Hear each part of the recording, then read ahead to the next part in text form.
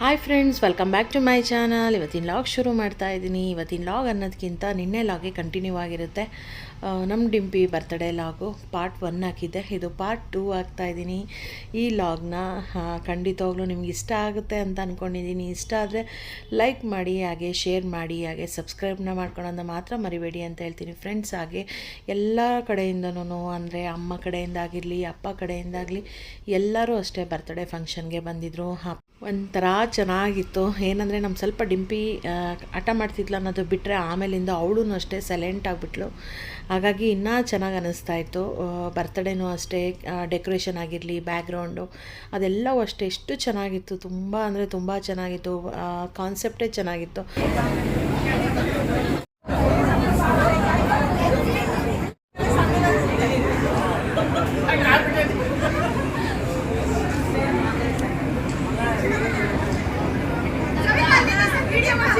Video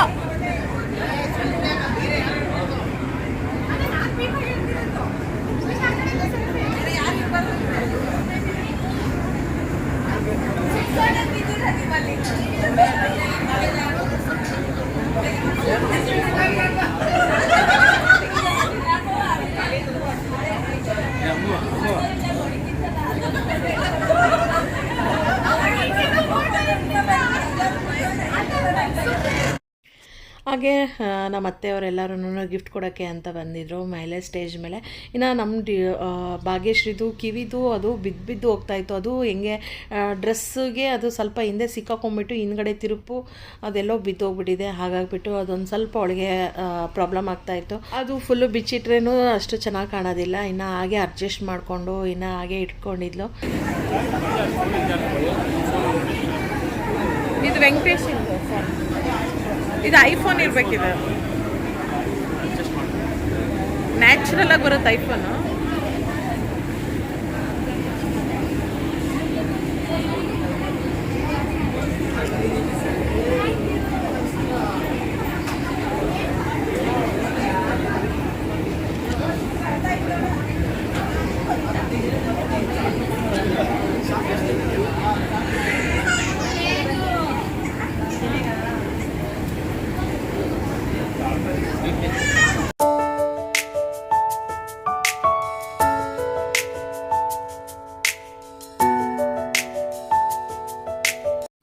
ಹಾಗೆ friends, ಸ್ಟಾರ್ಟಿಂಗಿಂದ ಒಂದು ಸ್ವಲ್ಪ ಕ್ಲಿಪ್ಪಿಂಗ್ನ ಹಾಕ್ಕೊಂಡಿದ್ದೀನಿ, ನೋಡ್ಬೋದು. ಇದು ನಮ್ಮ ಡಿಂಪಿಗೆ ಮಾಡಿಸಿರೋ ಅಂಥ ಡೆಕೋರೇಷನು. ಇದು ಎಷ್ಟು ಚೆನ್ನಾಗಿ ಮಾಡಿದ್ದಾರೆ ಅಂತಂದರೆ, ಕಾನ್ಸೆಪ್ಟ್ ಇದ್ದಿದ್ದೆ ಬಟರ್ಫ್ಲೈದು ಮತ್ತು ಪಿಂಕಿ ಆಗಿರೋ ಅಂಥದ್ದನ್ನು ಕಾನ್ಸೆಪ್ಟಾಗಿ ತೊಗೊಂಡ್ಬಿಟ್ಟು ಮಾಡಿರೋ ಅಂಥ ಡೆಕೋರೇಷನು. ಡ್ರೆಸ್ಸೂ ಅಷ್ಟೇ ಕಸ್ಟಮೈಸ್ನ ಮಾಡಿಸಿರೋ ಅಂಥ ಡ್ರೆಸ್ಸೂ ಅಷ್ಟೇ ಚೆನ್ನಾಗಿದೆ. ಡೆಕೋರೇಷನು ಅಷ್ಟೇ ತುಂಬ ಚೆನ್ನಾಗಿದೆ. ಡಿಸ್ನಿಕಾ ಅಂತೇಳಿ ಮುಂದೆ ಬಂದಿರೋದು, 1 ಅಂತ ಬಂದಿರೋದು ಅದನ್ನೆಲ್ಲ ನೋಡ್ಬೋದು. ಇನ್ನು ಕೃಷ್ಣಂದು ಡ್ರೆಸ್ ಎಲ್ಲ ಹಾಕ್ಸಿರೋ ಅಂಥದ್ದು ಕೆಲವು ಫೋಟೋಸ್ ಎಲ್ಲ ಇದ್ವು. ಅದೆಲ್ಲ ಫೋಟೋಸ್ನೆಲ್ಲ ಮುಂದ್ಗಡೆ ಒಳಗೆ ಕಾಣೋ ಥರ ಎಲ್ಲ ರೆಡಿ ಮಾಡಿಸ್ಬಿಟ್ಟು, ಇನ್ನು ಬ್ಯಾಕ್ಗ್ರೌಂಡು ಈ ಬಲೂನ್ಸ್ ಎಲ್ಲ ಪಿಂಕಾಗಿ ಬರೋ ಅಂಥದ್ದನ್ನೇ ನೋಡಿಕೊಂಡು ಮಾಡಿಸಿರೋ ಅಂಥ ಬ್ಯಾಕ್ಗ್ರೌಂಡ್ ಆಗಿರಲಿ, ಅಂದರೆ ಡೆಕೋರೇಷನು ಮತ್ತು ಡ್ರೆಸ್ಸು ಎಲ್ಲವೂ ಅಷ್ಟೇ ಸೇಮ್ ಇರಲಿ ಅಂತೇಳ್ಬಿಟ್ಟು ರೆಡಿ ಮಾಡ್ಕೊಂಡಿರೋ ಅಂಥ ಇದು ಕಸ್ಟಮೈಸ್ ಮಾಡಿಸ್ಬಿಟ್ಟು, ಇನ್ನು ಡೆಕೋರೇಷನ್ ಅಂತೂ ಹೇಳೋಕ್ಕೆ ಆಗೋದಿಲ್ಲ, ಅಷ್ಟು ಚೆನ್ನಾಗಿ ಮಾಡಿದರು. ಮಕ್ಕಳಿಗೆ ಇದು ಈ ಥರ ಎಲ್ಲ ಮಾಡಿಸಿದ್ರೆ ಚೆನ್ನಾಗಿರುತ್ತಲ್ವ ಡೆಕೋರೇಷನ್ನು. ನನಗೂ ಅಷ್ಟೇ ಪರ್ಸ್ನಲಿಯಾಗಿ ತುಂಬ ಇಷ್ಟ ಆಯಿತು ಈ ಡೆಕೋರೇಷನ್ ಆಗಿರಲಿ, ಅಲ್ಲಲ್ಲಿ ಬಟರ್ಫ್ಲೈ ಥೆರಪಿ ಇಟ್ಟಿರೋದಾಗಿರಲಿ. ಹಾಗೆ ಅವ್ರು 3 ಜನದ ಬಟ್ಟೆಗಳ ಮೇಲೂ ಅಷ್ಟೇ ಅಲ್ಲಲ್ಲಿ ಬಟರ್ಫ್ಲೈನ ಇಟ್ಬಿಟ್ಟು, ಇನ್ನು ಕಾನ್ಸೆಪ್ಟ್ ಚೆನ್ನಾಗಿತ್ತು, ನನಗೆ ಇಷ್ಟ ಆಯಿತು. ಇನ್ನು ಏನೇನೋ ಅಂದ್ಕೊಂಡಿದ್ವಿ, ಬಟ್ ನಮ್ಮ ಡಿಂಪಿ ತುಂಬ ಅಳ್ತಾ ಇರೋದ್ರಿಂದ ಇನ್ನು ಬೇಗನೆ ಗಡಿಬಿಡಿನಲ್ಲಿ ಬರ್ತ್ಡೇನ ಮಾಡ್ದಂಗೆ ಆಯಿತು. ಮಕ್ಕಳು ಹೆಂಗೆ ಅಂತಂದರೆ ಯಾವ ಟೈಮ್ನಲ್ಲಿ ಹೆಂಗಿರ್ತಾರೆ ಅಂತ ಹೇಳೋಕ್ಕೆ ಆಗೋದಿಲ್ಲ. ಅವರು ಯಾವಾಗ ಖುಷಿಯಾಗಿರ್ತಾರೆ, ಯಾವಾಗ ಅಳ್ತಾರೆ ಅಂತ ನಿಜವಾಗ್ಲೂ ನಮಗಂತೂ ಗೊತ್ತೇ ಆಗೋದಿಲ್ಲ. ಇನ್ನು ಸ್ವಲ್ಪ ಡ್ರೆಸ್ ಎಲ್ಲ ಚೇಂಜ್ ಮಾಡಿದ್ಮೇಲಿಂದ ಪರವಾಗಿಲ್ಲ, ಹಾಗೇ ಇದ್ಲು, ಆರಾಮಾಗೇ ಇದ್ಲು. ಇನ್ನು ಲಾಸ್ಟಿಗೆ ಇನ್ನು ಫ್ಯಾಮಿಲಿ ಫೋಟೋಸ್ ಎಲ್ಲ ತೆಗೆಸ್ಕೊತಾ ಇದ್ವಿ. ಇನ್ನು ಅವ್ರವ್ರ ಫ್ಯಾಮಿಲಿ ಎಲ್ಲ ನಿಂತ್ಕೊಂಡು ಫೋಟೋನ ತೆಗೆಸ್ಕೊತಾಯಿದ್ರು. ನೋಡ್ಬೋದು ನಮ್ಮ ಡಿಂಪಿ ಎಷ್ಟು ಅಳ್ತಾ ಇದ್ದಾಳೆ ಅಂತ. ಅವಳಿಗೆ ಫ್ಯಾನ್ ಬೇಕು, ನಮ್ಮ ಥರನೇ ಸೇಮ್ ಎಲ್ಲರೂ ಅದನ್ನೇ ಅಂತಾರೆ, ನಮ್ಮ ಥರನೇ ಅಂತ. ಅವಳಿಗೆ ಚೆನ್ನಾಗಿ ಗಾಳಿ ಬೇಕು, ಸೆಕೆ ಆಗಬಾರ್ದು. ಎಷ್ಟೇ ಗಾಳಿ ಇದ್ರೂ ಅಷ್ಟೇ ಆರಾಮಾಗಿರ್ತಾಳೆ. ಒಂದು ಸ್ವಲ್ಪ ಸೆಕೆ ಆಗಿಬಿಟ್ರೆ ಕಿರಿಕಿರಿ ಮಾಡ್ತಾ ಇರ್ತಾಳೆ. ಇನ್ನು ಲಾಸ್ಟಿಗೆ ಇನ್ನು ಕೆಲವೊಂದೊಂದು ನೆನಪಿಗೋಸ್ಕರ ಫೋಟೋ ಆದರೂ ಬೇಕೇ ಬೇಕಲ್ವಾ. ಈಗ ಫೋಟೋ ತೆಗೆಸ್ಕೊಳ್ಳುವಾಗ ಅಯ್ಯೋ ಅಳ್ತಾ ಇದ್ದಾಳಲ್ಲ ಏನಕ್ಕೆ ಅಂತ ಹಂಗೆ ಅನಿಸುತ್ತೆ. ಬಟ್ ಆಮೇಲೆ ಅದನ್ನು 1-2-3 ವರ್ಷ ಆದಮೇಲೆ ಆ ಫೋಟೋಸ್ ಆಗಿರಲಿ ವೀಡಿಯೋಸ್ ಆಗಿರಲಿ ಅದು ನೋಡಿದಾಗೆ ಒಂಥರ ಖುಷಿಯಾಗುತ್ತೆ. ಓ ಈ ಥರನೂ ಮಾಡ್ಬೋದಾಗಿತ್ತಲ್ಲ, ಹಿಂಗೂ ಮಾಡ್ಬೋದಾಗಿತ್ತಲ್ಲ ಅನಿಸುತ್ತೆ. ಹಾಗಾಗಿಬಿಟ್ಟು ಏನೇನು ಆಸೆ ಇತ್ತು ಅದನ್ನೆಲ್ಲ ತೀರಿಸ್ಕೊಂಡ್ವಿ ಅಂತಲೇ ಹೇಳ್ಬೋದು. ಇನ್ನು ನಮ್ಮ ತಂಗಿಯವರು ಅವರೆಲ್ಲ ಗಿಫ್ಟ್ ಎಲ್ಲ ಕೊಟ್ಟಾದಮೇಲೆ ಇನ್ನು ನಮ್ಮ ಭಾಗ್ಯಶ್ರೀ ಅವರ ಅಜ್ಜಿ ಅಂದರೆ ಅವ್ರ ಅಮ್ಮ ಅವರು ತುಂಬ ಏಜ್ ಆಗಿದೆ, ಬಟ್ ಆದ್ರೂ ಎಷ್ಟು ಗಟ್ಟಿಯಾಗಿದ್ದಾರೆ ನೋಡ್ಬೋದು. ಇನ್ನು ಲಾಸ್ಟಿಗೆ ನಾವು ಗಿಫ್ಟ್ ಕೊಡೋಕ್ಕೆ ಅಂತ ಹೇಳ್ಬಿಟ್ಟು ಬಂದ್ವಿ. ಇನ್ನು ಎಲ್ಲ ಆಲ್ರೆಡಿ ಎಲ್ಲ ಊಟಕ್ಕೆ ಹೋಗ್ಬಿಟ್ಟಿದ್ರು. ಇನ್ನು ಲಾಸ್ಟ್ ನಾವೇ ಇದ್ದಿದ್ದು. ಇನ್ನು ಒಬ್ಬರು ಸಿಕ್ಕರೆ ಒಬ್ಬರು ಸಿಗೋದಿಲ್ಲ. ನಮ್ಮ ಮಗ ಸಿಕ್ಕರೆ ನನ್ನ ಮಗಳು ಸಿಗೋಲ್ಲ, ಇಲ್ಲಾಂದರೆ ನಮ್ಮ ಮನೆಯವ್ರು ಸಿಗೋಲ್ಲ, ಆ ಥರ ಆಗ್ತಾಯಿತ್ತು. ಹಂಗಾಗ್ಬಿಟ್ಟು ಅವರೆಲ್ಲ ಕೊಟ್ಟಾದಮೇಲೆ ಲಾಸ್ಟಿಗೆ ನಾವೆಲ್ಲರೂ ನಿಂತ್ಕೊಂಡು ಫೋಟೋನೂ ತೆಗೆಸ್ಕೊಳಂಗಾಗುತ್ತೆ, ಆರಾಮಾಗಿ ವೀಡಿಯೋನೂ ತೆಗೆಸ್ಕೊಳಂಗಾಗುತ್ತೆ ಅಂತೇಳ್ಬಿಟ್ಟು ಲಾಸ್ಟ್ ಫೈನಲಾಗಿ ಹೀಗೆಲ್ಲ ಏನದು ಗಿಫ್ಟ್ ಎಲ್ಲ ಕೊಟ್ಬಿಟ್ಟು ಇನ್ನು ಊಟಕ್ಕೆ ಅಂತ ಹೊರಡಬೇಕು.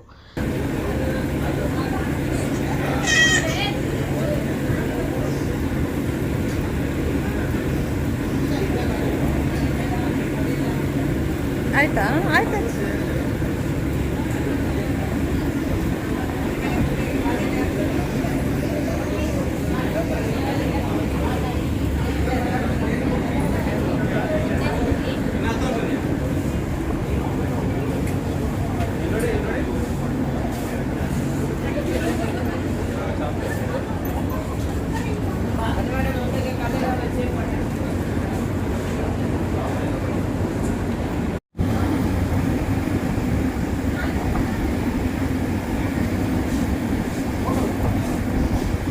ಫೋಟೋ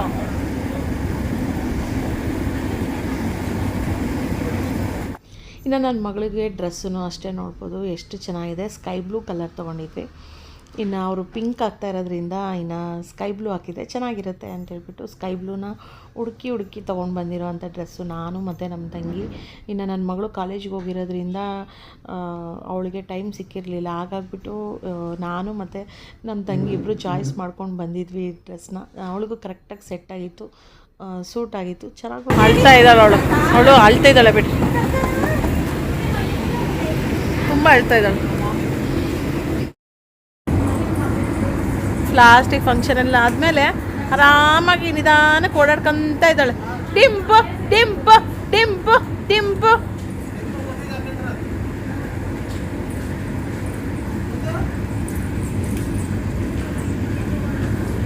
ಏನು ಮಾಡಿ ಎಲ್ಲ ಜನ ಎಲ್ಲ ಇದ್ದಾಗ ಎಷ್ಟು ಕಿರಿಕಿರಿ ಮಾಡ್ತಾಯಿದ್ಲು. ಎಲ್ಲರೂ ಹೋದ್ಮೇಲೆ ಅಂದರೆ ನಾವೇ ಇದ್ದೀವಿ ನೋಡ್ಬೋದು. ಇವಾಗ ಫ್ರೀ ಆಗಿಬಿಡುತ್ತಲ್ಲ ಅವಳಿಗೆ, ಒಂಥರ ಜಾಗ ಎಲ್ಲ ಚೇರೆಲ್ಲ ಸೈಡಿಗೆಲ್ಲ ತಳ್ಳಿಬಿಟ್ಟಿದ್ದಾರೆ. ಹಂಗಾಗ್ಬಿಟ್ಟು ಅವಳಿಗೆ ಫುಲ್ಲು ಜಾಗ ಆದಂಗೆ ಆಯಿತು. ಅದಕ್ಕಿಂತ ಹೆಚ್ಚಾಗಿ ಡ್ರೆಸ್ಸನ್ನ ಚೇಂಜ್ ಮಾಡಿಬಿಟ್ಟು ಅವಳು ಡೈಲಿ ಹಾಕೊಳೋ ಅಂಥದ್ದನ್ನೇ ಡ್ರೆಸ್ ಹಾಕಿರೋದ್ರಿಂದ ಅವಳಿಗೆ ಎಷ್ಟು ಹ್ಯಾಪಿಯಾಗಿ ತಿರುಗಾಡ್ತಾ ಇದ್ಲು ಅಂತಂದರೆ ಕೊನೆಗೆ ಅವಳು ಇದ್ದಾಳೆ ಅನ್ನೋದನ್ನೇ ನಾವೇ ಮರ್ತ್ಬಿಟ್ಟು ಅವಳನ್ನು ಅಲ್ಲೇ ಹಾಲ್ನಲ್ಲೇ ಬಿಟ್ಬಿಟ್ಟು ನಾವೆಲ್ಲ ಲಗೇಜ್ ಎಲ್ಲ ತೊಗೊಂಡು ಮನೆಗೆ ಅಂತ ಹೊರಡ್ತಾ ಇದ್ವಿ. ಅಷ್ಟು ಮರ್ತೋಗ್ಬಿಟ್ಟಿದ್ವಿ ಅವಳನ್ನು. ಆ ಥರ ಆಟ ಆಡ್ತಾ ಇದ್ದಾಳೆ. ಅಲ್ಲಿವರೆಗೂ ಅಷ್ಟು ಕಿರಿಕಿರಿ ಮಾಡ್ತಾ ಇದ್ದವಳು. ಲಾಸ್ಟಿಗೆ ಒಂದು 15 ಮಿನಿಟ್ಸು ಅದು ಎಷ್ಟು ಸೈಲೆಂಟಾಗಿ ಹೆಂಗೆ ಆಟಾಡ್ತಾ ಇದ್ಲು ಅಂದರೆ ಅದು ಲಾಸ್ಟಿಗೆ ಒಂದು ಸಣ್ಣ ಕ್ಲಿಪ್ಪಿಂಗು ತೊಗೊಂಡಿದ್ದೀನಿ, ಅದನ್ನು ಶೇರ್ ಮಾಡ್ತೀನಿ ನೋಡ್ಬೋದು. ಇನ್ನು ಸಿಂಗಲ್ ಆಗಿ ಫೋಟೋ ಅಂತ ಏನೂ ತಗೊಂಡಿರಲಿಲ್ಲ. ಹಾಗಾಗಿಬಿಟ್ಟು ಇನ್ನು ಸಿಂಗಲ್ ಆಗಿ ನಿಂತ್ಕೊಂಡ್ಬಿಟ್ಟು ಫೋಟೋನ ತೆಗೆಸ್ಕೊತಾ ಇದ್ವಿ.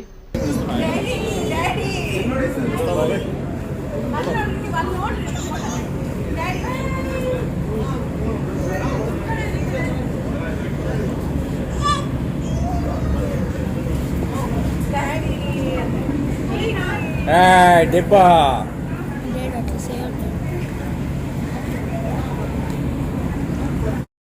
ಇನ್ನು ಆಲ್ರೆಡಿ ಟೈಮ್ ಆಗಿಬಿಟ್ಟಿತ್ತು. ಇನ್ನು ಊಟಕ್ಕೂ ಅಷ್ಟೇ ಬಂದು ಕರೆದು ಹೋಗ್ತಾನೆ ಇದ್ರು, ಬೇಗನೆ ಬನ್ನಿ ಇನ್ನು ಕ್ಲೋಸ್ ಮಾಡ್ತೀವಿ ಅಂತೇಳ್ಬಿಟ್ಟು.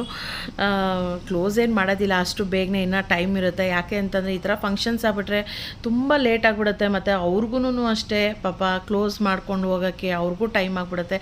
ಹಾಗಾಗಿಬಿಟ್ಟು ಇನ್ನು 10 ಗಂಟೆಗೆ ಇನ್ನು ಅವರೂ ಅಷ್ಟೇ 10-10:30 ಆಗಿತ್ತು, ಬಲವಂತ ಮಾಡ್ತಾಯಿದ್ರು ಬೇಗನೆ ಬನ್ನಿ ಊಟ ಮಾಡಿ ಅಂತ. ಇನ್ನು ಲಾಸ್ಟಿಗೆ ಇನ್ನು ಫೋಟೋಸ್ ಎಲ್ಲ ತೆಗೆಸ್ಕೊಂಡ್ಬಿಟ್ಟು ಇನ್ನು ಸೀದಾ ಮೇಲ್ಗಡೆ ಬಂದ್ವಿ. ಇನ್ನು ಮೇಲ್ಗಡೆ ನೋಡ್ಬೋದು ಹಾಕ್ಬೋದು. ರೋಟಿಗರ್ನಲ್ಲಿ ಅಡುಗೆಗಳದು ಹೆಸರು ಇಡೋ ಥರನೇ ಇರಲ್ಲ. ಲಾಸ್ಟ್ ವೀಡಿಯೋದಲ್ಲಿ ಹೇಳಿದ್ದೆ, ಒಂದಕ್ಕಿಂತ ಒಂದು ಟೇಸ್ಟ್ ಇರುತ್ತೆ. ಯಾಕೆ ತಿನ್ನಬೇಕು ಯಾಕೆ ತಿನ್ನಬಾರ್ದು ಅನ್ನೋದೇ ಗೊತ್ತಾಗಲ್ಲ, ಅಷ್ಟು ಟೇಸ್ಟಿಯಾಗಿರುತ್ತೆ. ಇನ್ನು ಸೂಪಿಂದ ಹಿಡಿದು ಇನ್ನು ಸ್ಟಾರ್ಟ್ ಮಾಡ್ಕೊಂಡ್ವಿ. ಇನ್ನು ಲಾಸ್ಟ್ ಬೇರೆ ಹೊಟ್ಟೆನೂ ಬೇರೆ ಹಸಿತಾ ಇತ್ತು. ಈ ಥರ ಹೊಟ್ಟೆ ಹಸಿಯೋ ಟೈಮ್ನಲ್ಲಿ ಊಟ ಏನಾದರೂ ಮಾಡೋಕ್ಕೋದ್ರೆ ಊಟನೇ ಸೇರೋದಿಲ್ಲ. ಆಮೇಲೆ ಊಟ ಮಾಡಬೇಕು ಅಂತ ಅನ್ನಿಸ್ತಾ ಇರುತ್ತೆ. ನನಗೂ ಅಷ್ಟೇ ಏನೇನು ಬೇಕು ಅದನ್ನೆಲ್ಲ ಹಾಕ್ಕೊಂಡೆ. ಇನ್ನು ವೆರೈಟೀಸ್ ಇರೋದ್ರಿಂದ ಇನ್ನು ಒಂದೊಂದೇ ತಿನ್ಕೊಳ್ಳೋಣ ಅಂತೇಳಿ ಕೆಲವೆಲ್ಲ ಏನೇನು ಬೇಕು ಅವನ್ನೆಲ್ಲ ತಟ್ಟೆನೆಲ್ಲ ಕೊಂಡು ಬಂದುಬಿಟ್ಟು ಎಲ್ಲರೂ ಕುತ್ಕೊಂಡು ತಿಂತಾಯಿದ್ವಿ ಮನೆ ಹತ್ರ. ಇವಾಗ ಸಣ್ಣ ಎಲ್ಲ ಗಟ್ಮಸ್ತಾಗಿದ್ದೀನಿ.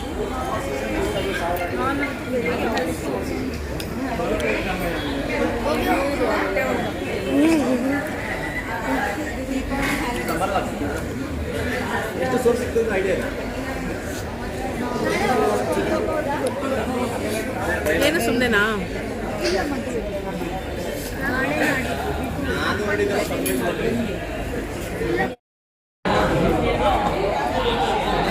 ಕುಕ್ಕಳ್ರಿ ಮಾವ. ನಮ್ಮ ಮಾವ ಮತ್ತು ಮಾವ ಅಂತಂದರೆ ನಮ್ಮ ಮನೆಯವರ ಅಪ್ಪ ಮತ್ತು ಮೊಮ್ಮಕ್ಕಳುಗಳು ನೋಡ್ಬೋದು. ಇನ್ನೂ ಇಬ್ಬರು ಇದ್ದಾರೆ, ಅವರಿಬ್ಬರು ಮಿಸ್ಸಿಂಗು. ಇವ್ರು 4 ಜನ ಕೂತ್ಕೊಂಡ್ಬಿಟ್ಟು ಫೋಟೋನ ವೀಡಿಯೋನ ಎಲ್ಲ ತೆಗೆಸ್ಕೊಂಡ್ರು. ಇನ್ನೆಲ್ಲ ಊಟ ಎಲ್ಲ ಮಾಡ್ಕೊಂಬಂದ್ವಿ. ಇನ್ನು ಬಂದಿರೋ ಎಲ್ಲ ಗೆಸ್ಟ್ಗಳೂ ಎಲ್ಲ ಹೋದರು. ಇನ್ನು ಡೆಕೋರೇಷನು ಅಷ್ಟೇ ಎಲ್ಲ ತೆಗಿತಾ ಇದ್ದಾರೆ, ನೋಡ್ಬೋದು. ಬಂದಾಗೆ ಎಲ್ಲ ಡೆಕೋರೇಷನ್ ಎಲ್ಲ ಎಷ್ಟು ಎಲ್ಲ ಮಾಡ್ತಾಯಿದ್ರು. ಇವಾಗ ಇನ್ನೇನು ಹೊರಡ್ತಾ ಇದ್ದೀವಿ. ನಾವು ಅಷ್ಟೇ ಫ್ಯಾಮಿಲಿಯವರು ಅಷ್ಟೇ ಕುತ್ಕೊಂಡಿದ್ದೀವಿ. ಇನ್ನು ಡೆಕೋರೇಷನ್ ಬೇರೆ ಎಲ್ಲ ತೆಗಿತಾ ಇದ್ರಲ್ಲ, ಎಲ್ಲ ನೋಡ್ಕೊತ. ಇನ್ನು ನಾನು ಅಷ್ಟೇ, ಇದೇ ಫಸ್ಟ್ ಟೈಮು ನಾನು ಕಣ್ಣಿಗೆ ಲೆನ್ಸ್ ಹಾಕ್ಕೊಂಡಿರೋದು. ಅದು ನನಗೆ ಹೆಂಗೆ ಅಂದರೆ ಚುಚ್ಚಿದಂಗೆ ಅನ್ನಿಸ್ತಾ ಇತ್ತು. ಬಟ್ ನನಗೆ ನನ್ನ ಮಗಳು ಮತ್ತು ನಮ್ಮ ತಂಗಿ ಇರಲಿ ಚೆನ್ನಾಗಿ ಕಾಣಿಸ್ತಾ ಇದೆ ಅಂತ ಹೇಳಿದ್ಕೇ ನಾನು ಹಾಕ್ಕೊಂಡೆ.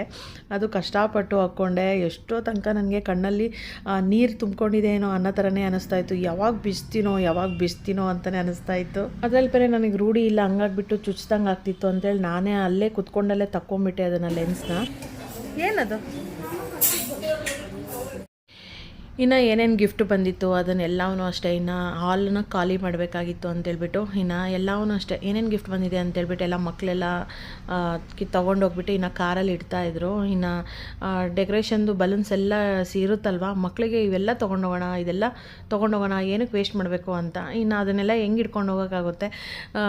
ಏನೋ 1-2 ಬಲೂನ್ಸ್ ಅಂದರೆ ಇಟ್ಕೊಂಡು ಹೋಗ್ಬೋದು. ಇಷ್ಟಿಷ್ಟು ದೊಡ್ಡ ಬಲೂನ್ಸು ಎಲ್ಲಿ ಇಟ್ಕೊಂಡು ಹೋಗೋಕ್ಕಾಗತ್ತೆ ಅಂತೇಳಿದ್ಕೆ ಎಲ್ಲ ಅಲ್ಲೇ ಆಟಾಡ್ತಾ ಇದ್ದಾರೆ. ಇನ್ನು ನಮ್ಮ ಡಿಂಪಿ ನೋಡ್ಬೋದು, ಅದನ್ನೆಲ್ಲ ನೋಡಿಬಿಟ್ಟು ಬಲೂನ್ಸು ಎಷ್ಟು ಖುಷಿಯಾಗಿ ಆಟಾಡ್ತಾ ಇದ್ದಾಳೆ ಅಂತಂದರೆ, ಅವಳು ಇದಳೋ ಇಲ್ಲೋ ಅನ್ನೋದೇ ಗೊತ್ತಾಗ್ತಾ ಇಲ್ಲ ನಮಗೆ. ಅಷ್ಟು ಚೆನ್ನಾಗಿ ಸೈಲೆಂಟಾಗಿ ಒಬ್ಬಳು ಆಟಾಡ್ತಾ ಇದ್ದಾಳೆ. ಇನ್ನು ಇದು ಲಗೇಜ್ಗಳನ್ನ ಅಷ್ಟೇ ಒಂದೊಂದು ತೊಗೊಂಡು ಇನ್ನು ಕೆಳಗಡೆ ತೊಗೊಂಡು ಹೋಗ್ತಾ ಇದ್ವಿ. ಇನ್ನು ಕೆಳಗಡೆ ಹೋಗ್ತಾನೇ ನಮ್ಮ ಡಿಂಪಿಗೂ ಮರ್ತುಬಿಟ್ಟು ಹೋಗ್ತಾ ಇದ್ದೀವಿ ನಾವು. ಏನು ಕಾಮಿಡಿ ಅಂದರೆ ಎಲ್ಲರೂ ಹೋಗ್ತಾ ಇದ್ದೀವಿ, ನಮ್ಮ ಡಿಂಪನ್ ಮಾತ್ರ ಬಿಟ್ಟು ಹೋಗ್ತಾ ಇದ್ದೀವಿ. ಆಮೇಲೆ ನೆನಪು ಬಂದೈತಿ, ಅಯ್ಯೋ ನಮ್ಮ ಡಿಂಪು ಇಲ್ಲೇ ಇದ್ದಾಳಲ್ಲ, ಅಯ್ಯೋ ಒಂದು ಸ್ವಲ್ಪ ಯಾಮಾರಿದ್ರೆ ಬಿಟ್ಟು ಹೋಗ್ಬಿಡ್ತಿದ್ವಿ. ಅವಳು ಆಟಾಡ್ಕೊಂತ ಇದ್ದಾಳೆ ಅಲ್ಲೇ ಬಲೂನ್ಸ್ ಹತ್ರ. లాస్ట్ ఇంట్లోనే చేసాం. మోడల్ మీద ఎంత జవాబుదారీ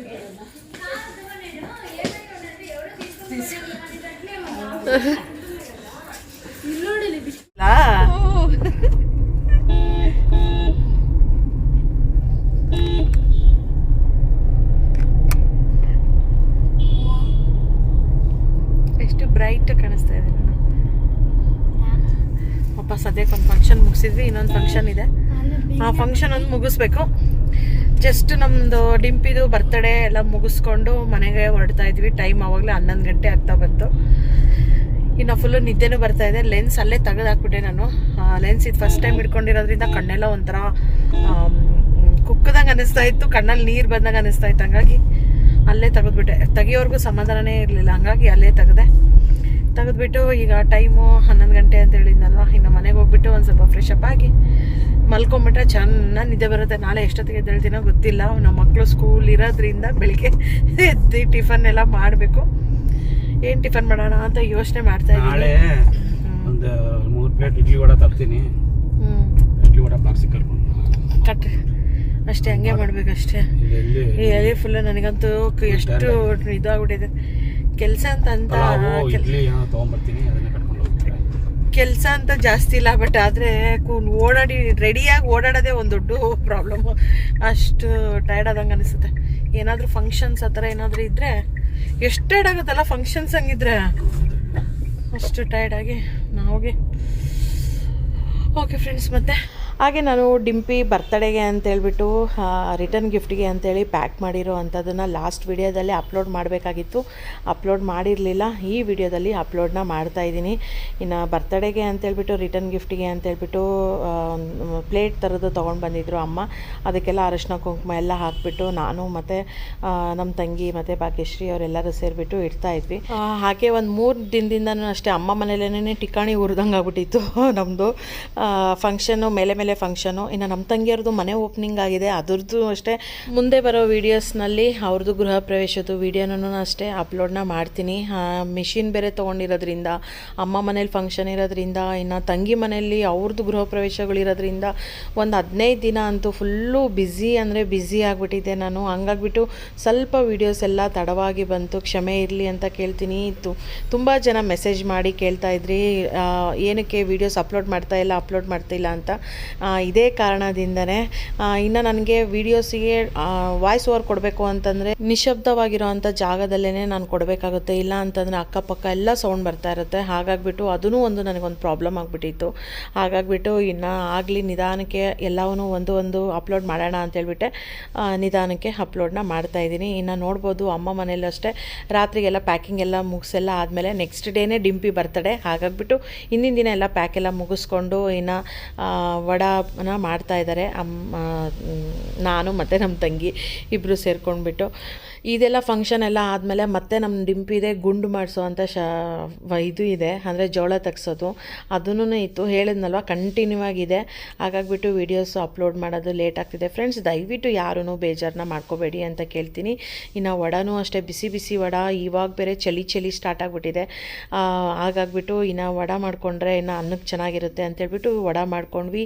ಈ ಲಾಗ್ ನಿಮಗೆ ಖಂಡಿತವಾಗ್ಲೂ ಇಷ್ಟ ಆಗಿರುತ್ತೆ ಅಂತ ಅಂದ್ಕೊಂಡಿದ್ದೀನಿ. ಇಷ್ಟ ಆದರೆ ಏನು ಮಾಡಬೇಕು ಅಂತ ಗೊತ್ತಲ್ವ, ಲೈಕ್ ಮಾಡಿ, ಶೇರ್ ಮಾಡಿ, ಕಮೆಂಟ್ ಮಾಡಿ. ನೀವು ಯಾರೇ ನನ್ನ ಚಾನಲ್ ಸಬ್ಸ್ಕ್ರೈಬ್ ಆಗಿಲ್ಲ ಸಬ್ಸ್ಕ್ರೈಬ್ ಮಾಡ್ಕೊಳ್ಳಿ ಅಂತ ಕೇಳ್ತೀನಿ ಫ್ರೆಂಡ್ಸ್. ಬಾಯ್.